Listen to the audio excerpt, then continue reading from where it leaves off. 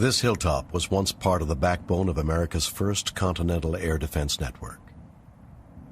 The Nike Hercules anti-aircraft missile was the country's last line of defense against nuclear-armed Soviet aircraft.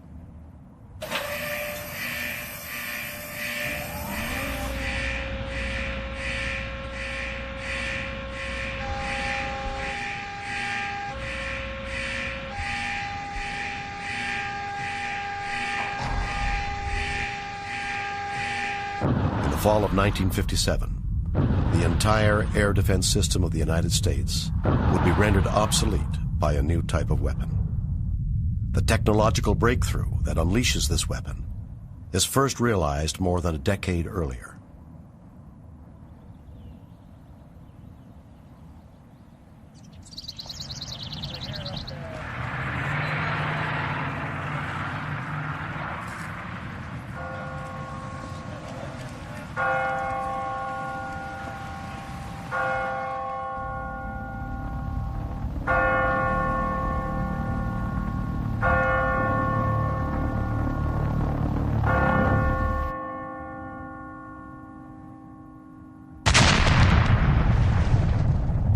The V-1 is the Luftwaffe's response to the German Army's plan to bombard England. The V-1 is an effective terror weapon, yet remains vulnerable to anti-aircraft fire and fighter aircraft.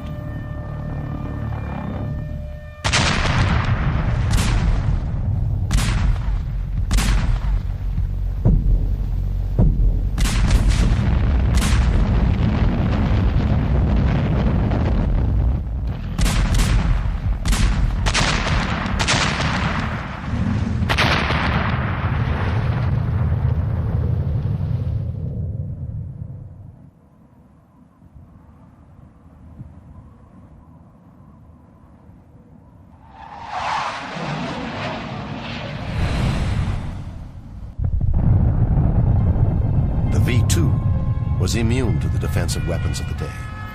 Diving at nearly 2,000 miles per hour, its silent but deadly arrival ushers in the age of the ballistic missile. The V-2 is Hitler's vengeance weapon, the secret he hopes will turn the tide of the war.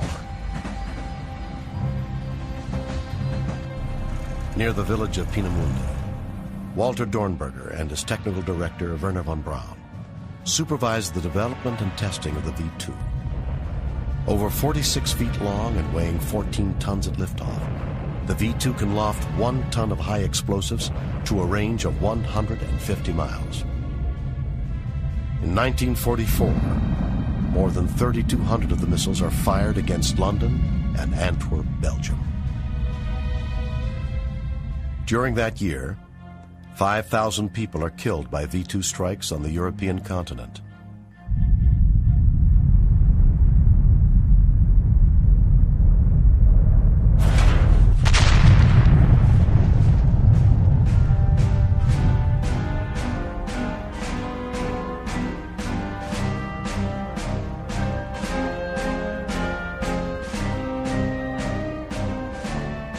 At the end of the war, nearly all of the intact V-2 missiles fall into Allied possession. Von Braun and his missile corps surrender to the Allies. But the United States is not the only nation with an interest in Peenemünde. Most of the V-2 missiles are shipped to the White Sands Proving Grounds, where Operation Paperclip is initiated. Here, the very scientists that invented the V-2 would now develop the technology for the U.S. Army.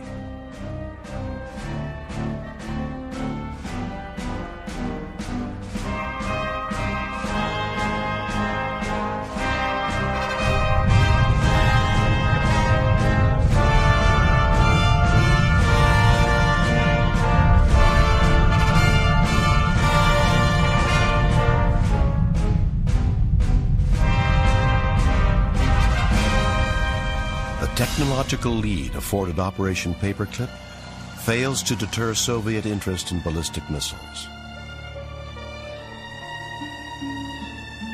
Stalin learns the Germans had plans to build a long-range missile that could bombard the United States. he is quick to grasp the political importance of the transoceanic missile. Kapustin Yar. Soviet rocket scientist Sergei Korolev directs the reassembly and testing of captured V-2 missiles. The first V-2 copy, constructed with Russian-made components, the R-1 has a range of 185 miles and is operational by 1950.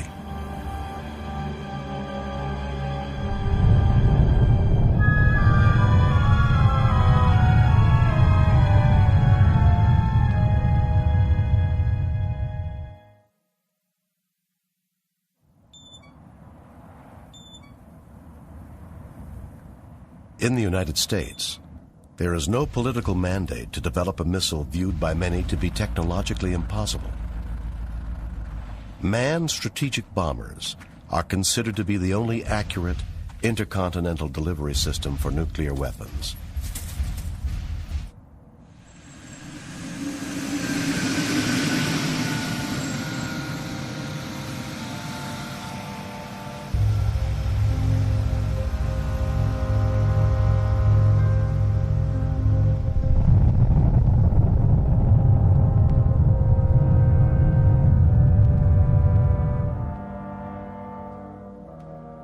Ballistic missile development is focused on short-range tactical weapons, like the Army's Honest John.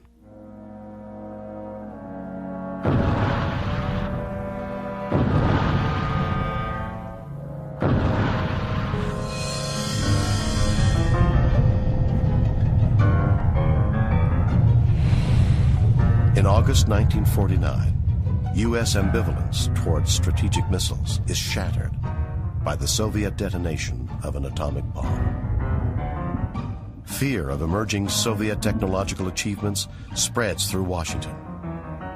Funding for ballistic missile development is accelerated. The Army Ballistic Missile Agency initiates a program for a missile with a 500-mile range. This is a model of the U.S. Army's Redstone guided missile, the largest American ballistic missile to have reached the test firing stage. The Redstone contract is awarded to Chrysler in August 1952. The missile's 6,500-pound warhead limits the Redstone to a tactical range of only 175 miles. Tactical missiles can only threaten the Soviet Union from launch sites in Germany. The only way to match the Soviet threat to United States sovereignty is with a ballistic missile launched directly from the U.S. mainland. General Bernard A. Schriever is one of the first to suggest the H-bomb should be miniaturized to fit on an intercontinental ballistic missile, or ICBM. Traveling at 6,000 miles per hour, no known weapon can intercept an incoming ballistic warhead. Mathematician and Atomic Energy Commissioner John Van Neumann and Dr. Edward Teller are commissioned to study warhead miniaturization.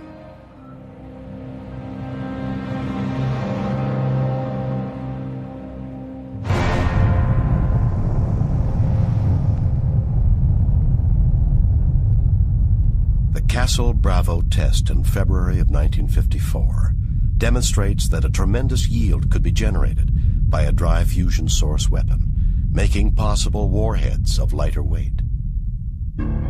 August 1954. General Schriever takes command of the Western Development Division. Its mission is to discover how to move an H-bomb 5,500 miles in 30 minutes. Convair is awarded the contract for development and testing of the Atlas missile.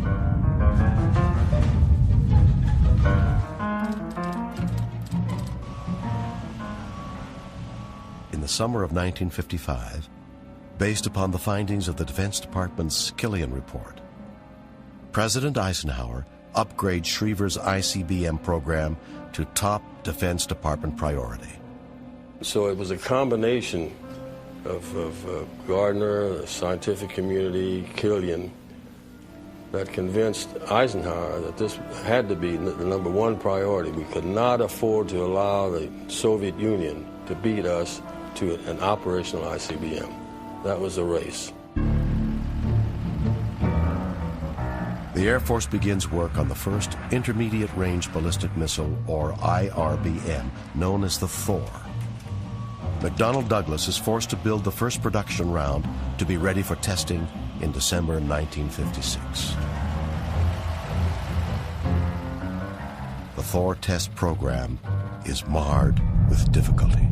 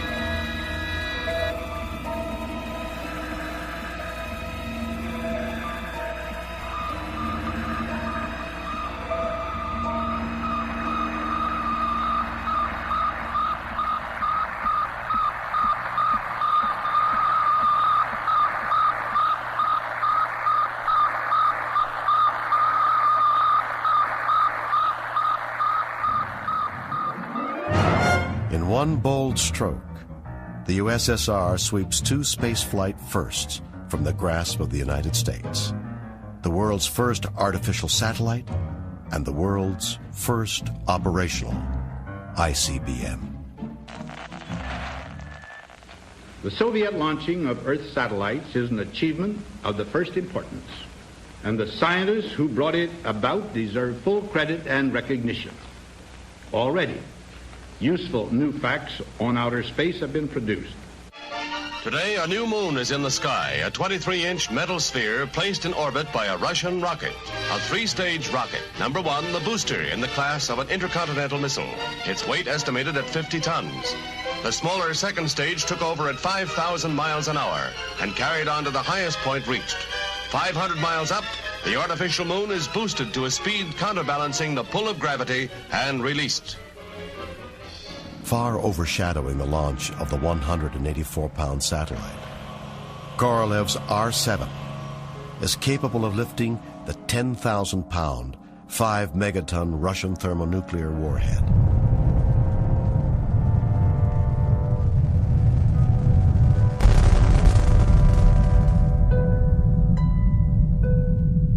Maintaining close links with the Soviet space effort, British astronomer Sir Bernard Lovell and the Jodrell Bank radio telescope were frequently called upon to track Soviet satellites and probes. I think it was simply that the Americans did not believe in the successful development of Soviet technology. The United States Armed Forces wrestle with the realization they've been caught short. Thor's production is accelerated. The Atlas development program is accelerated as well. The developers of Atlas are never certain its test program will produce an operational missile. We had some losses. We had 5 Atlas failures in a row.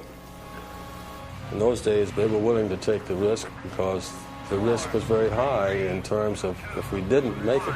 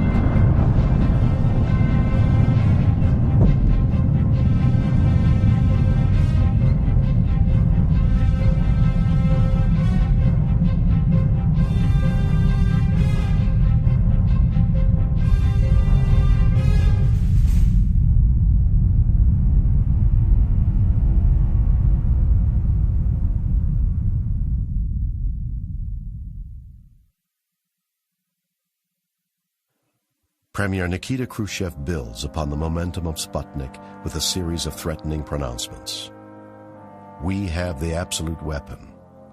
We have the ICBM. We have all the bombs, A-bombs and H-bombs. In this respect, we have proved our superiority. Khrushchev warns that Russia could tomorrow put up 10 or even 20 new Sputniks, and each Sputnik means the expenditure of the kind of super missile the United States does not yet possess. Eisenhower turns to the Army Ballistic Missile Agency and Wernher von Braun. On January 31st, 1958, the Army's Jupiter-C successfully launches Explorer-1 into orbit, the first United States artificial satellite. Explorer-1 makes an unexpected scientific discovery. The satellite detects a belt of charged electrical particles trapped within the magnetic fields surrounding the Earth. The belts are named after project leader Dr. James A. Van Allen. December 1957. The CIA and a scientific advisory committee meet to review a classified report by a scientist named Nicholas Christophilus. Energy, radiating from the sun, becomes trapped in the magnetic pull of the Earth. This band of high-intensity radiation extends from 500 miles to as much as 40,000 miles above the Earth.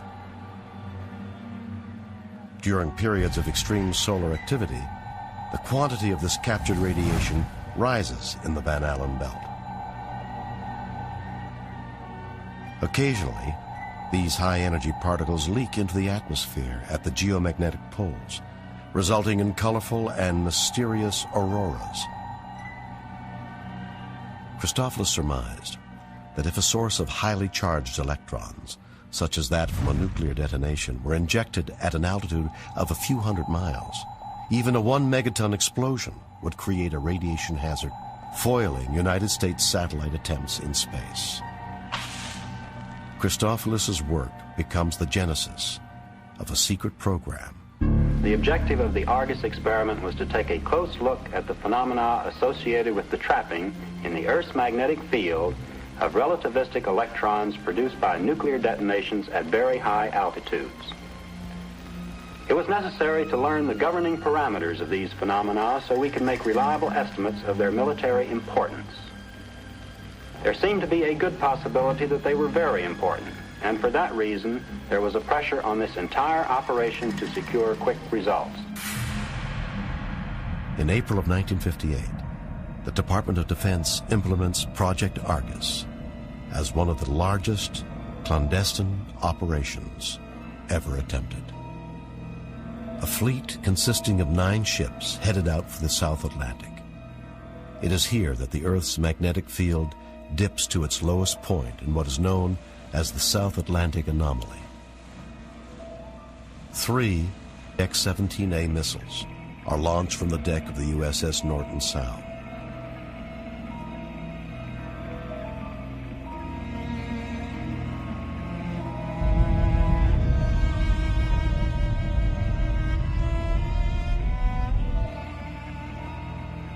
The missile's 1 kiloton warhead detonates at an altitude of 300 miles.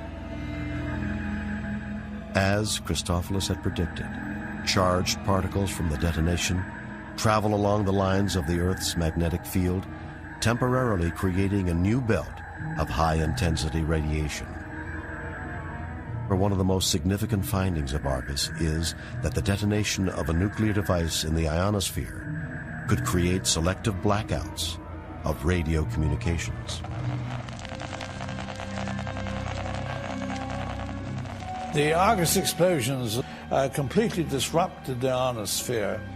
This ionosphere was still the main source of long-distance radio communication across the oceans. The United States augments the Argus program with a series of high-altitude nuclear tests in the Pacific Proving Grounds. The teak shot of Operation Hardtack is scheduled to be launched from Johnston Island, a remote location 715 miles southwest of Honolulu, Hawaii. the Atomic Energy Commission chooses von Braun's Redstone missile to conduct the tests.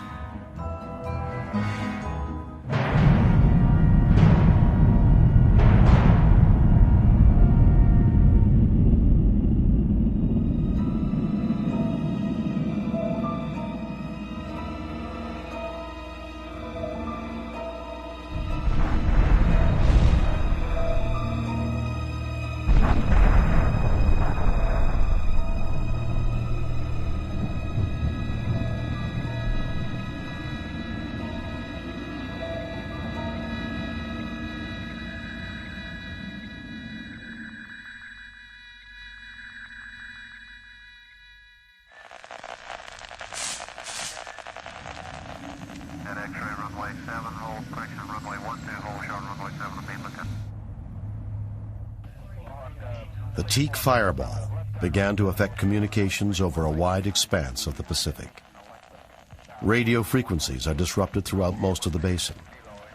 In Honolulu, commercial air traffic is suspended for many hours because of the failure of long-wave communications. As it was, one of those two high-altitude shots did affect the power grid on Oahu, knocking out quite a bit of it. That was unexpected. The emergence of this new world poses a vital issue.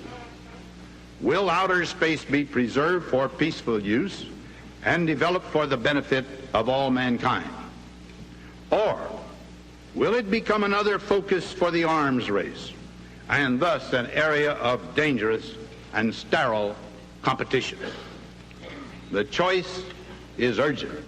On October 1st, 1958, President Eisenhower's plan to shift control of space exploration away from the military takes effect.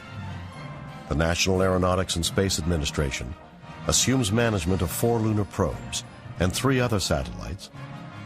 NASA directs the launching of weather, navigation, and communication satellites, all directed toward the purpose of peaceful scientific research. This is Telstar Control at Canelo. We've got good news. I think we've got our orbit.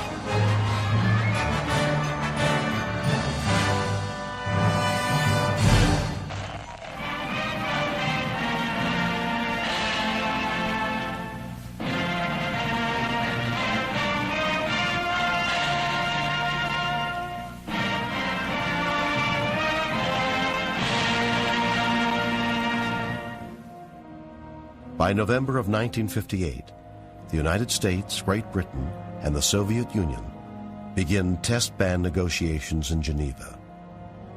With the exception of 3 French tests in the Sahara, the world is spared the rumble of atomic blasts for the next 34 months.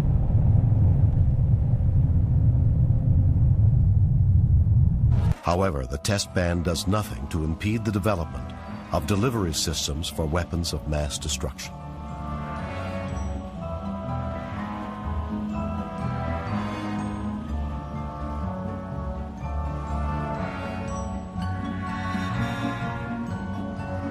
By the end of November, the first successful flight of the Atlas A ICBM launches a dummy warhead 6,300 miles downrange in the South Atlantic. Within 2 years, a dozen Atlas D missiles are deployed and operational. The first hardened squadron of Atlas launchers are turned over to the Strategic Air Command in August 1960. The missiles are deployed within blast-protected structures called coffin launchers. Even greater protection is afforded by the silo launcher. The new Titan ICBM is designed for silo launching. The Titan I is heavier, sturdier, and has greater lift capacity than the Atlas.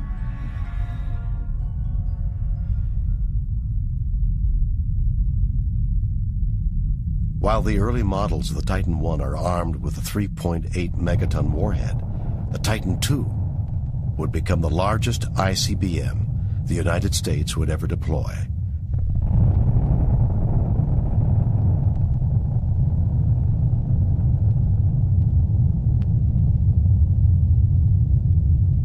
Though its development benefits from more lead time and lessons learned in the Atlas program, the Titan test series is not without failures.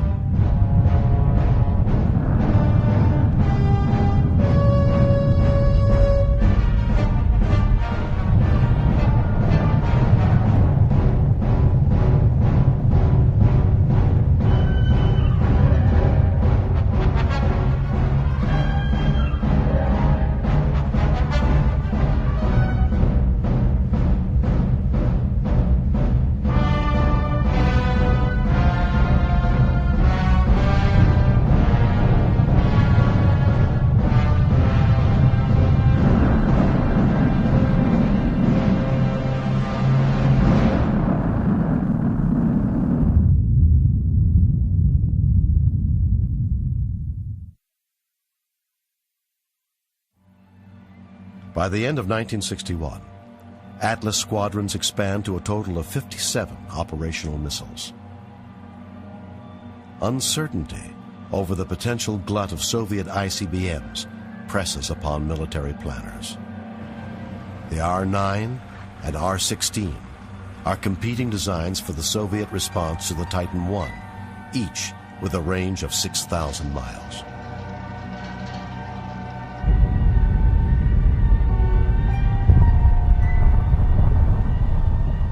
You can't hide an ICBM. They had a test facility that we could monitor, so we knew when they fired a missile, when they had a failure, and so forth and so on.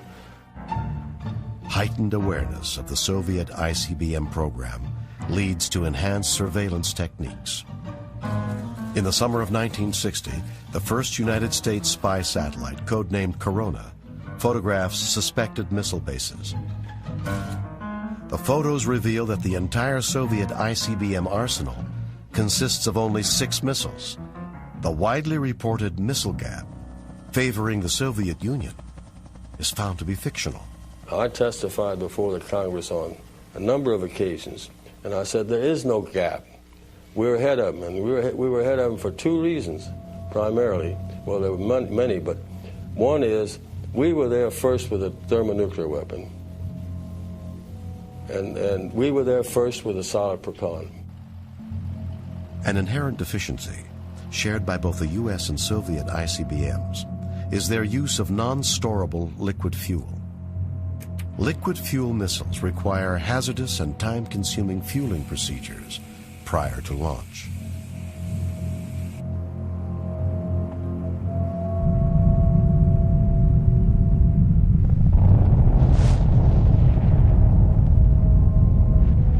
The greatest disadvantage of these missiles is response time.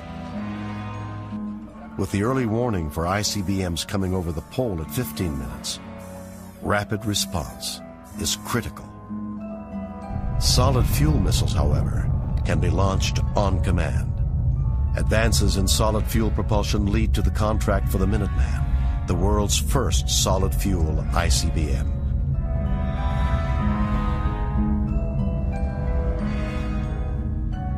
Holding a temporary advantage in numbers of strategic missiles, the United States has reason to remain vigilant when it comes to Soviet nuclear weapons expertise.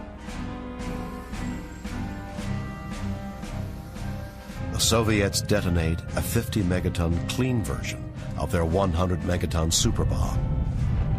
Concern arises that the U.S. is falling behind in nuclear weapons development. The next month, the Soviets conduct several high-altitude tests. The results permit them to develop data similar to that of the Teak and Argus series. General Bernard Schriever expresses concern that the USSR is developing an anti-ballistic missile that could stop every missile fired by the United States. By 62, ABM systems, anti-ballistic missile systems, were firmly entrenched in the defenders' minds. The potential for a functioning Soviet ABM poses new challenges to ICBM warhead design. The outcome of this research is the cluster warhead.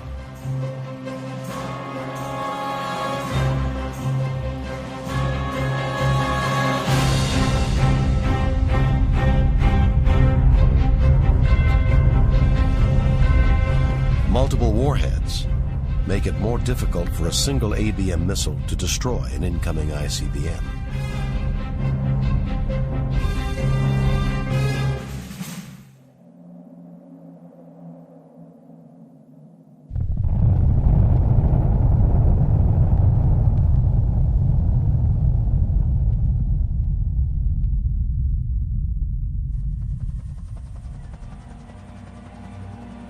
the United States pursues development of its own anti-ballistic missile, the Nike Zeus.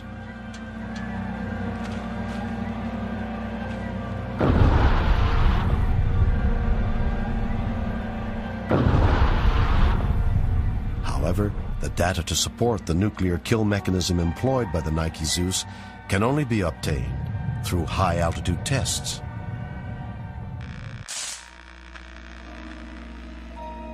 "17 years ago, man unleashed the power of the atom.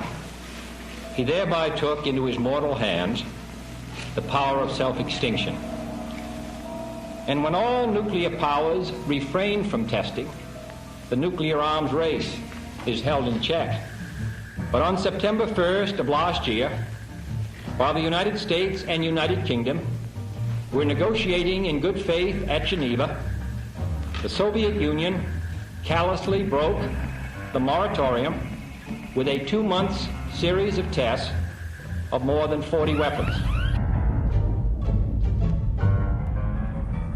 Having carefully considered these findings, I have today authorized a series of nuclear tests to take place in the atmosphere over the Pacific Ocean." Teak and Orange left all sorts of questions. Then when we were allowed to come back and test in the Operation Dominic, the Fishbowl series, and Fishbowl was reserved for the high altitude tests, and we did 6 more. Most of the experiments were related to communications degradation, high altitude EMP, and radar blackout, and radar jitter, radar scattering. Recalling the disturbance caused by the Argus tests, the reaction within the world scientific community is negative toward the so-called rainbow bombs. We did not know whether the American scientists had carried out proper calculations and could give an assurance that there would be no serious disturbances of the natural environment. It has been the stated policy, as you said earlier, for this government to restrict outer space for peaceful objectives only. Will not the proposed H-bomb explosion 500 miles up jeopardize this policy and objective? No, I don't think so. I don't think so. Mr. President, I know there's been disturbance about the Van Allen belt, but Van Allen says it's not going to affect the belt. It's his.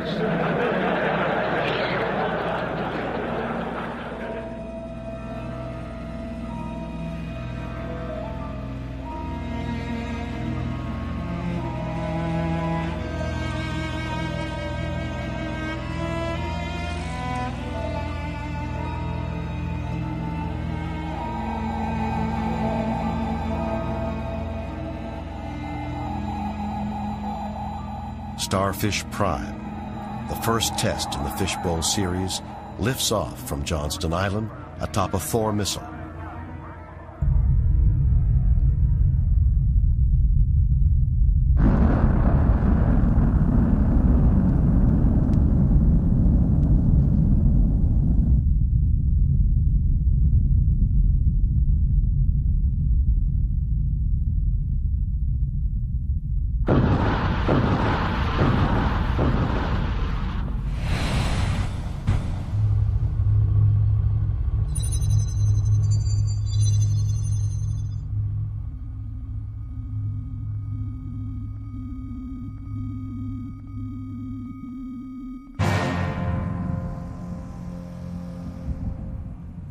Reaching an altitude over 5 times higher than Teak in 1958, the Starfish Fireball enters the Van Allen belt, igniting a violent auroral display.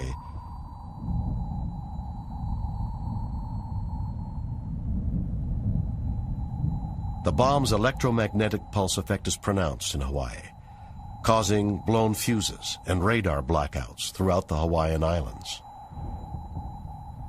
A shower of highly charged radiation spreads rapidly into the regions of near space frequently traveled by Earth's artificial satellites. Good evening. We made a last-minute change of plans tonight, and the second test of Telstar, our French television officials transmitting through their ground station are going to transmit a special telecast. This achievement, which is another first on our conquest of space. And the part of today's press conference being relayed by the Telstar communication satellite, viewers across the Atlantic. Telstar 1, the Earth's first telecommunications satellite, launched one day after Starfish, is damaged by the intense radiation belt and ceases to transmit 7 months later. Beginning 3.5 days after Starfish, a British scientific satellite, a Navy navigational satellite, and research satellite ceased to transmit. It just showed that if you didn't harden a satellite, that you could induce changes in the electronics that would cause them to fail, or at least hiccup. Noting the radiation damage to satellites, the Russians sent a communique to Washington imploring them not to conduct any tests that would endanger the health of their orbiting cosmonauts.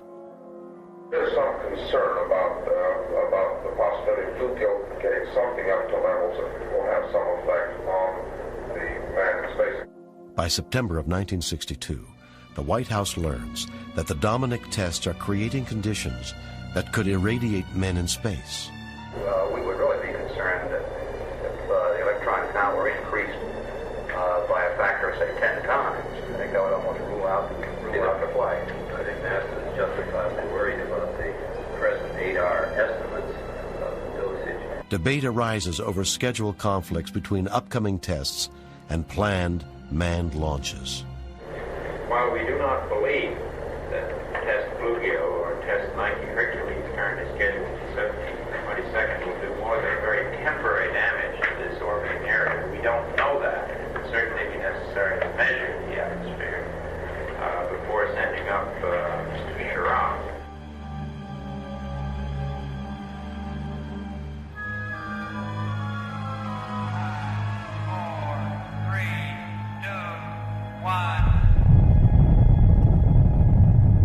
Wally Schirra's Mercury 8 mission is launched on October 3, 1962.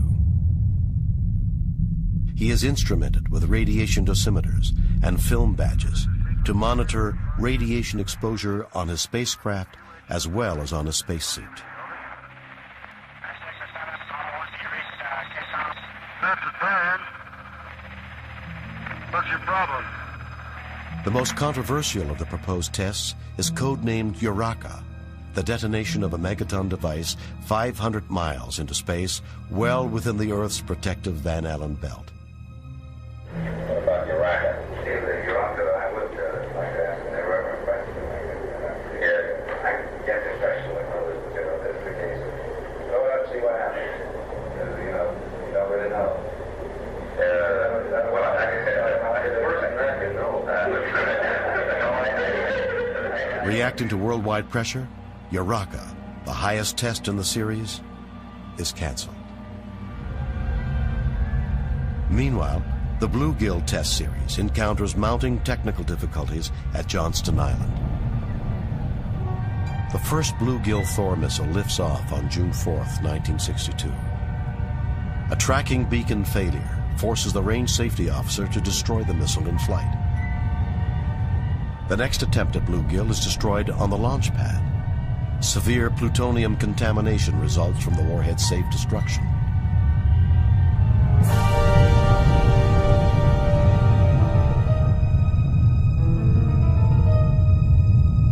Because of the blow-up in the pad at Johnston Island, we are not able to carry out these tests, which were among the most important, if not the most important, of our series. So we're going to finish those.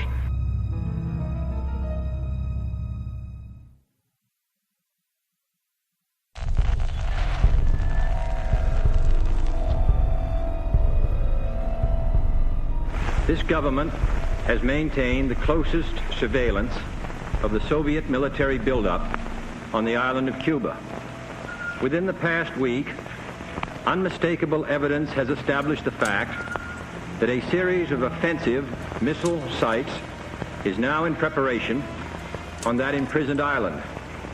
The purpose of these bases can be none other than to provide a nuclear strike capability against the Western Hemisphere.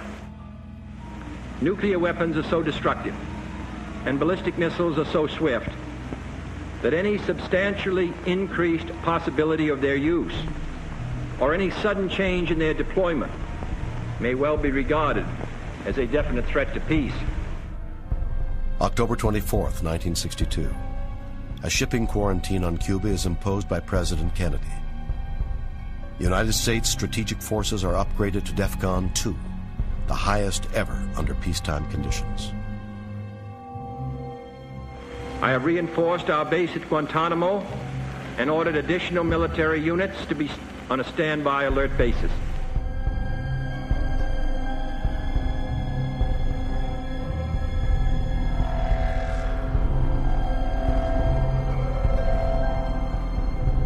On that same day, a Russian Mars probe launched from Baikonur explodes shortly after liftoff. The missile fragments are visible to observers at the U.S. Ballistic Missile Early Warning System, who nearly conclude a Soviet missile attack is underway.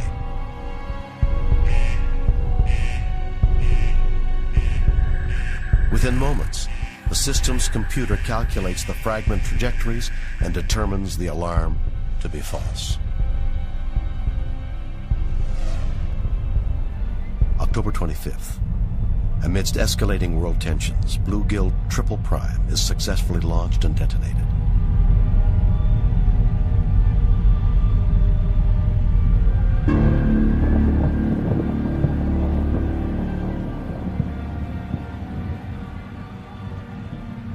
Some other activities that were even more dangerous, the launch of a test ICBM by the United States from Vandenberg Air Force Base in California. That was especially alarming because under the DEFCON 3 alert, most of the test launchers and missiles at Vandenberg had been rapidly converted to wartime use with nuclear warheads.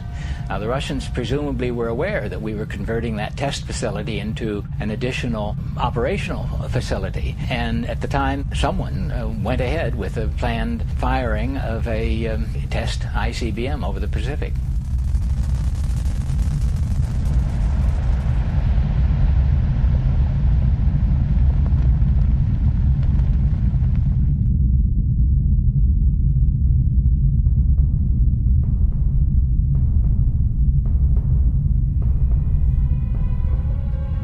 On the 28th, at the height of the crisis, the Soviets conduct a high-altitude nuclear test requiring the launching of 3 ballistic missiles. The Soviets fired 3 1,100-mile missiles yesterday, the first in York, where it started to go. The first missile carried a 200-kiloton payload. The other 2 missiles were fired through the burst in order to test elements of the anti-missile system in the nuclear burst environment. October 29th. Khrushchev considers evidence that his Cuba policy is spiraling out of control. Faced with unanticipated United States resolve, Khrushchev agrees to withdraw the missiles from Cuba. November 1st. White House struggles to verify that Soviet missiles in Cuba have in fact been disabled. Despite this destabilizing factor, both the U.S. and the Soviets conduct high-altitude nuclear tests on the same day. 5, 4, 3, 2, 1, 0.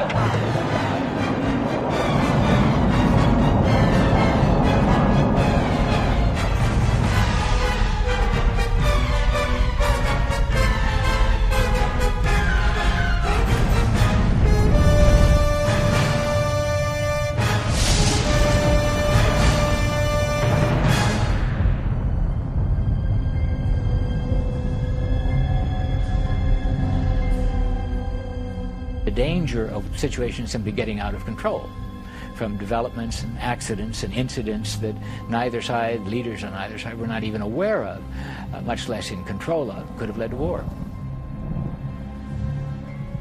Following Tightrope, the final atmospheric test by the United States, negotiations begin for the Test Ban Treaty of 1963.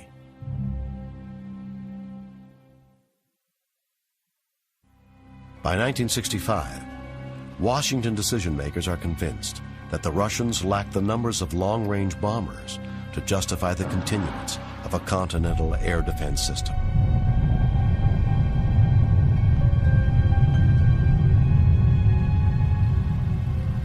Rapid expansion in ICBM deployment indicates that the Soviets' primary nuclear threat to the United States is through strategic missiles.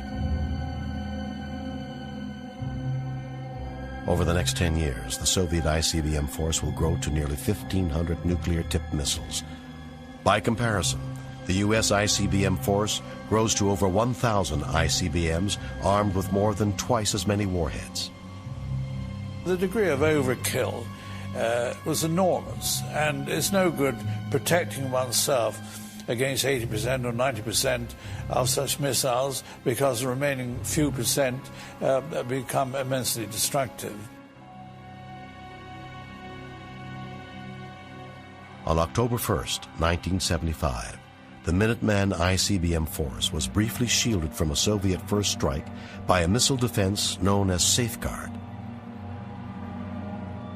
Developed at a cost of over $20 billion, Safeguard was the United States' only deployment of an ABM system.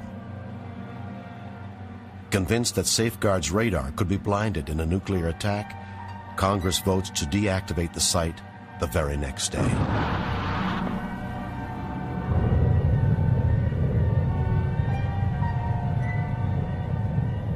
In Russia, there is no debate over ABM.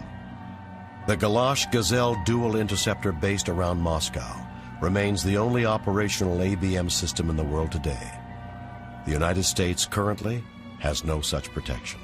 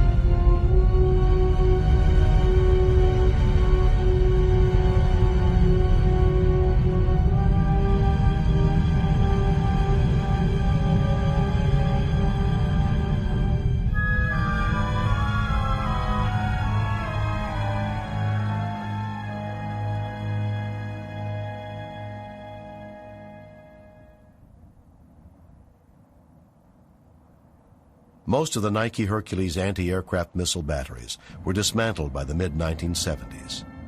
This site was last active in 1974.